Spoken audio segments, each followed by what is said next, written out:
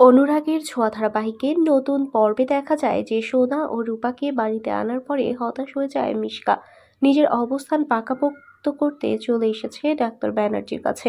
তার কথা শুনে বলে, ডাক্তার ব্যানার্জি, আপনি আমার ছেলের ডিএনএ টেস্টের রিপোর্টটা এমনভাবে দেবেন যাতে করে সূর্য কেন পৃথিবীর কেউই যেন প্রমাণ করতে না পারে আমার বেবি সূর্যের সন্তান নয়। ডাক্তার ব্যানার্জি 2 হাত জোর করে বলে, আমাকে আপনি ক্ষমা করুন ম্যাডাম। আসলে সেদিন ডাক্তার সূর্যের স্প্যাম ব্যবহার করার আগেই সেটা নষ্ট হয়ে যায়। আপনার পীড়াপিড়িতে আমি অন্য একজনের স্প্যাম ব্যবহার করি। আমার হাতেও কোনো স্প্যাম ছিল না। একজন আগন্তুক এসে তার স্প্যাম দিয়েছিল। কথাগুলো শুনেই চমকে ওঠে মিশকা। রেগে গিয়ে বলে, আপনি আমার কাছ থেকে কিছু না শুনেই অন্যের স্প্যাম কেন দিলেন?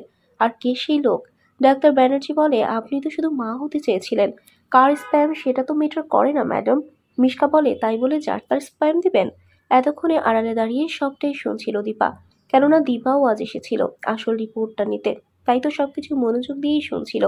এবার কিন্তু মিশকা জানতে চায় কার স্প্যাম ছিল। আমি তাকে শেষ করে দিয়ে প্রমাণ লোপাট করব। ভয় ভয়ে ডাক্তার ব্যানার্জি বলে, লোকটাকে সে চেনে না, তবে সিসি ক্যামেরার ফুটেজ থেকে তার ছবিটা আলাদা করে রেখেছিলাম। ছবিটা দেখাতে মিশকা চিৎকার দিয়ে বলে, তবলা, আমি তোকে ছাড়বো না। সবটা শুনে মনে মনে হেসে ওঠে দীপা। তাহলে কি করবে এবার মিশকা? বন্ধুরা, তোমাদের কি মনে হয়? এক্ষুনি একটি লাইক দিয়ে এবং কমেন্ট করে জানিয়ে দাও তোমাদের মত।